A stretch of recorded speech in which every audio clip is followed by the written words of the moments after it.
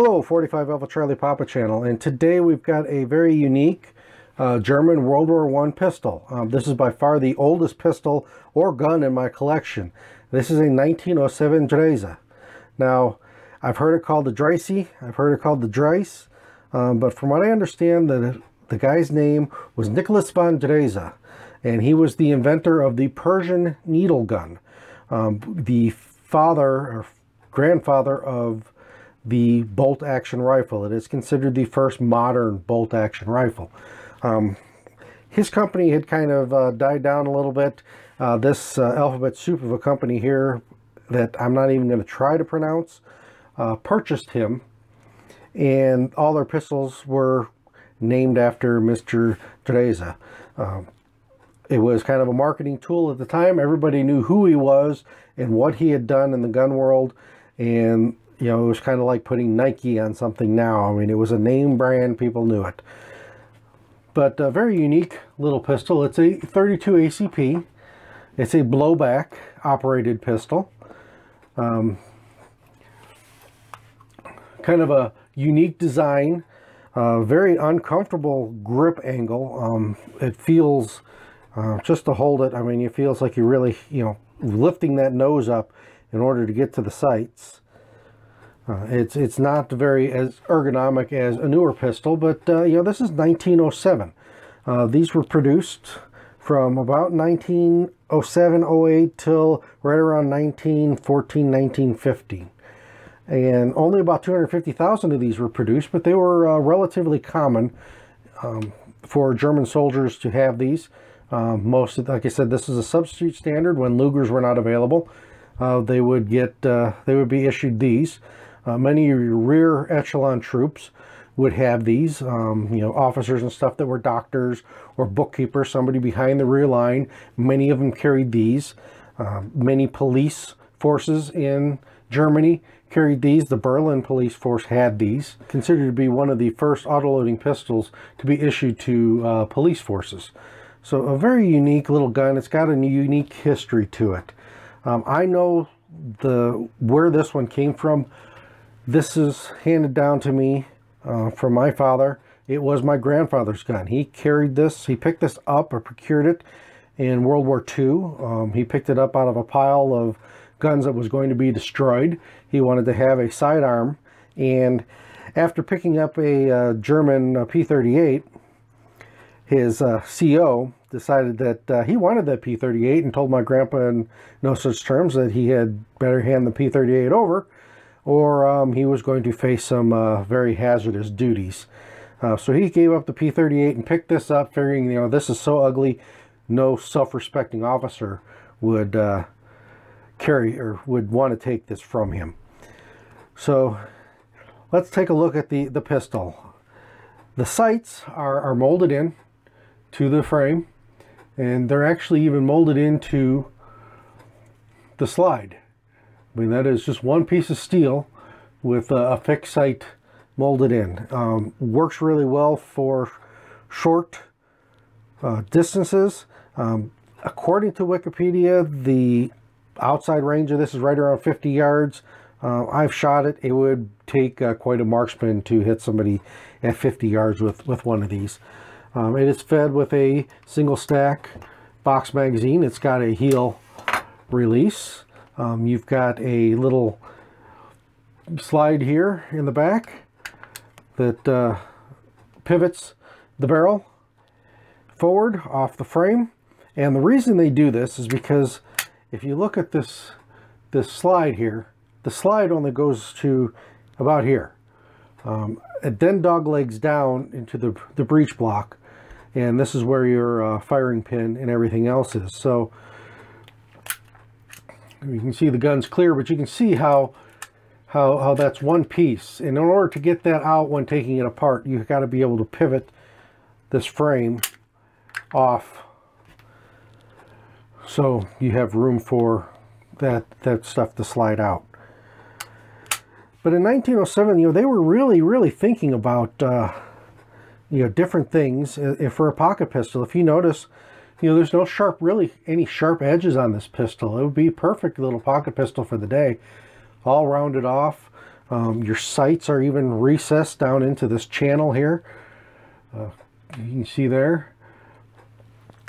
But really nothing there to snag on anything. It's also a striker fired gun, which for the day was kind of unusual. I hear striker fired, you know, this was 70 years before Mr. Glock gave us his masterpiece. And striker fire became the flavor of the day. This is a striker fired handgun when hammers ruled the day. But if you can look here, you can see that the firing pin actually protrudes out the back. And that gives you a nice tactile feel to know that this pistol is cocked and ready to go. The safety, which is not as ergonomic as it could be, but again, a quick feel in the pocket would tell you whether that safety was on or not. If you take a little flip to click it off, you know, 180 degrees to flip your safety off, but you know, you would know right away when you grab the pistol that safety's on, and you can turn it off. So, you know, great little pocket pistol for the day. Not something I would carry today. The 32 auto is a fairly anemic round, and it takes every bit of power from that 32 auto to cycle this gun and to throw a projectile down range. This one is known to stovepipe, particularly if you're not holding on to it very tight. If you try to limp wrist it a little bit, it will stovepipe on you. But a little box magazine, I believe it carries right around 7 rounds. But a curious little pistol.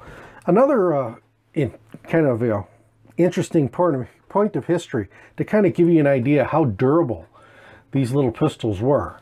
In 1912, the Pope's Swiss Guard ordered 30 of these pistols to protect the Pope, and they carried these pistols from 1912 to 1990. That's 78 years of service with the Swiss Guard protecting the Pope.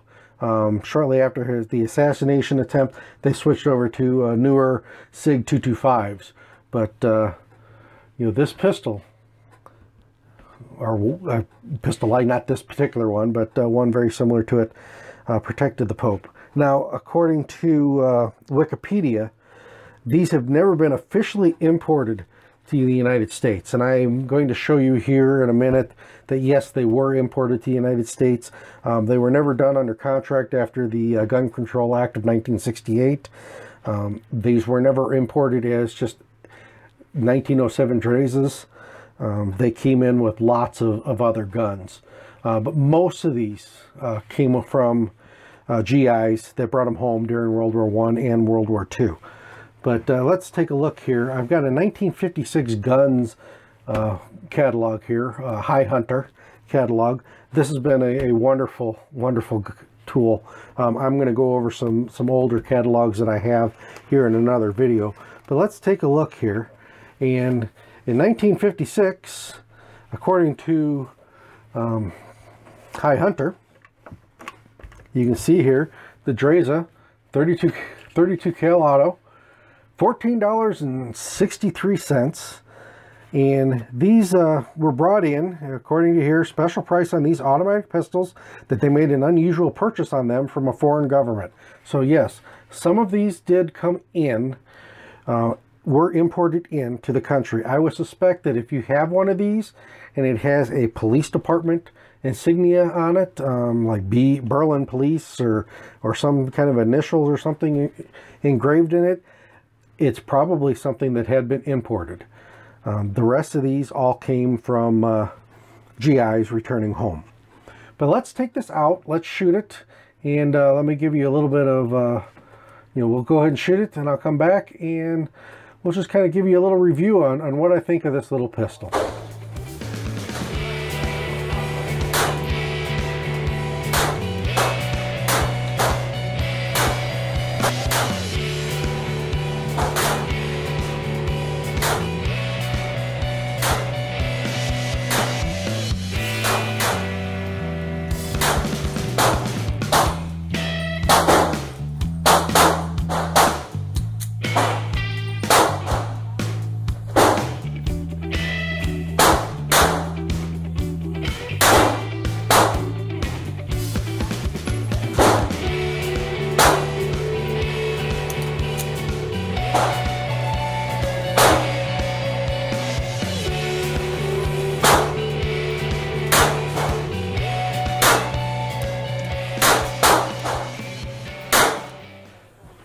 right, we're back from the range, and you know, not too bad for, you know, a 100-plus-year-old pistol. It's probably close to about 110 years old.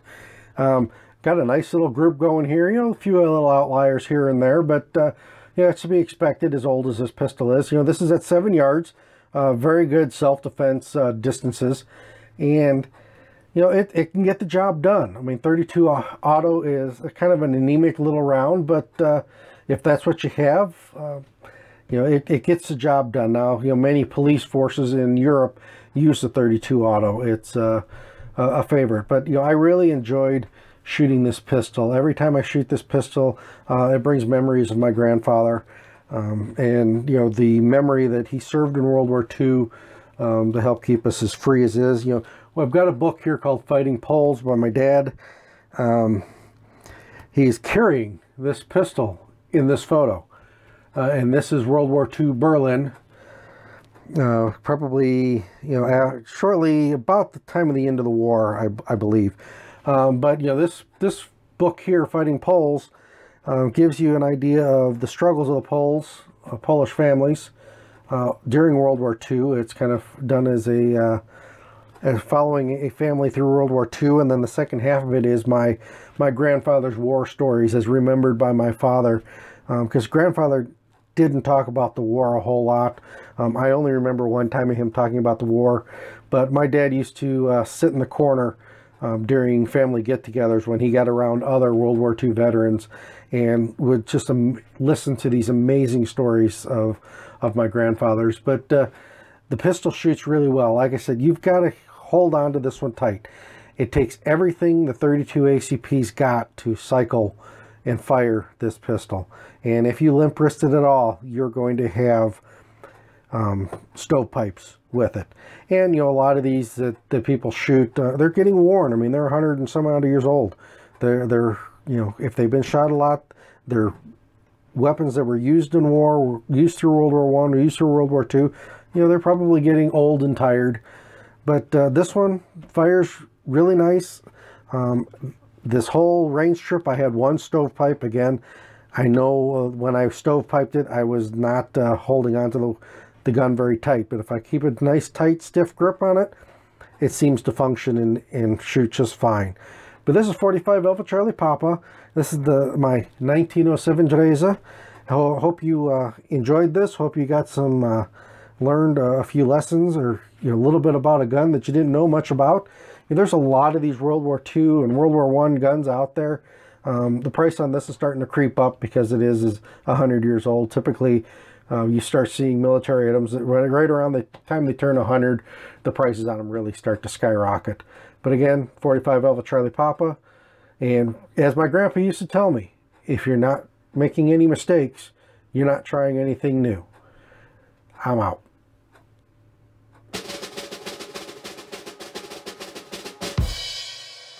Thanks for watching. Please subscribe.